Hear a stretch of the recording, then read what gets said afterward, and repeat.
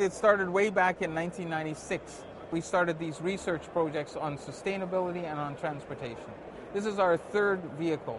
Our emphasis was to reduce the energy right where the tire hits the road, get that force as low as possible, whatever we could do to get that force down. So we have a very extremely aerodynamic body. We try to make it as light as possible, low rolling resistance and low frontal area. So everything technically possible. And we thought that if we get it low enough, then you could run this car practically on renewable energy. So we did a whole bunch of calculations over a year or so, and the garage, the tiny garage that this car would fit into, would power this car typically about 30 miles a day.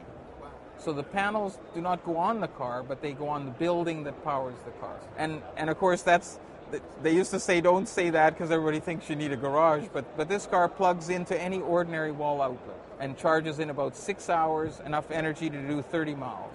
We started a second one, and what we hope to achieve with that is a much closer to production type of vehicle, legally roadworthy, crash-worthy, because this is a very kind of, to be honest, a pretty crude first prototype.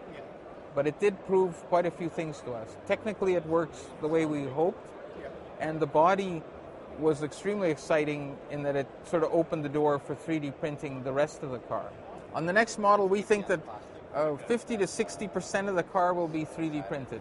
When you sit inside here, almost everything you see and touch and on the outside and inside of the car would be 3D printed. The seats, the dashboard here, all the covers, and all it would incorporate all the air ducts and all the really complicated stuff.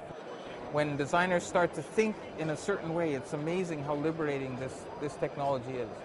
What I try to say is, if it can build anything, then you can start thinking of everything, every possibility.